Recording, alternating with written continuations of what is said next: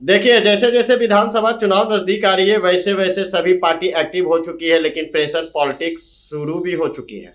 नमस्कार, प्रणाम, मैं हूं राजन कुमार। अब बने हुए न्यूज पेयर के साथ जीताराम मांझी अपने जिद पर अड़े रहेंगे या एनडीए मना लेगी।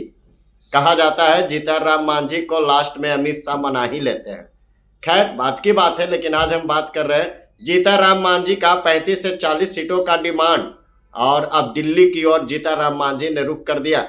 गृह मंत्री अमित शाह से शाम 6 बजे जीताराम मांझी मुलाकात करेंगे। बिहार की राजनीति में क्या बदलाव आएगा? मौसम में गर्माहट और बिहार की राजनीति में भी गर्माहट देखने को मिलेगी। जिस तरीके से जीताराम मांझी ने बड़ा डिमांड किया बिहार की राजनीति को लेकर कि 35 से 40 सीट हमें चाहिए, और जिस तरीके से सरकार को भी जीताराम मांझी कोसते आए हैं, नियम लागू करने को लेकर जीताराम मांझी ने गया में ही साफ तौर से बयान दे दिया। और उसके बाद पटना में प्रेस कॉन्फ्रेंस के दौरान जीताराम मांझी ने कहा कि मुझे 35 से 40 सीट चाहिए, ये कार्यकर्ताओं का डिमांड है और मैंने जीत भी हासिल किया। अब देखना होगा कि दिल्ली में मुलाकात के बाद जीताराम मांझी की बात अमित शाह मानेंगे। सीट शेयरिंग का फॉर्मूला किस तरीके से तैयार होगा?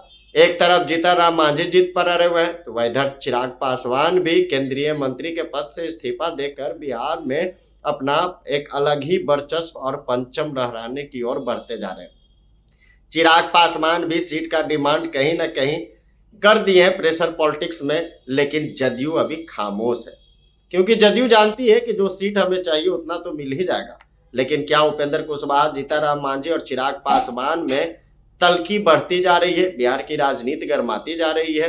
कहा जाता है कि बिहार की राजनीति में कब करवट कौन ले लेगा ये कोई नहीं जानता। इसीलिए जीताराम मांझी, जो बड़ी खबर निकलकर सामने आ रही है, जीताराम मांझी आज शाम 6 बजे अमित शाह से मुलाकात करेंगे। बिहार के कई ऐसे मुद्दे हैं जिस पर जीताराम मांझी की मुलाकात अमित शाह से होगा। हालांकि उन्हें टाइम भी मिल चुका है शाम 6 बजे का। अब देखना होगा कि जीताराम मांझी का जो डिमांड है 40 सीटों को लेकर, क्या अमित शाह मानेंगे? क्या अमित शाह उस पर मोहर लगाएंगे? हालांकि अगर बात की जाए 243 सीटों का, तो जदयू का 100 कुछ सीट तो जाहिर सी बात है उनके हाथों में रहेगा। बीजेपी भी कम सीटों पर लड़ने के लिए तैयार नहीं होगी। तो क्या चिराग पासवान और जीताराम मांझी, उपेंद्र कुशवाहा के खाते में कितने सीट जाएंगी?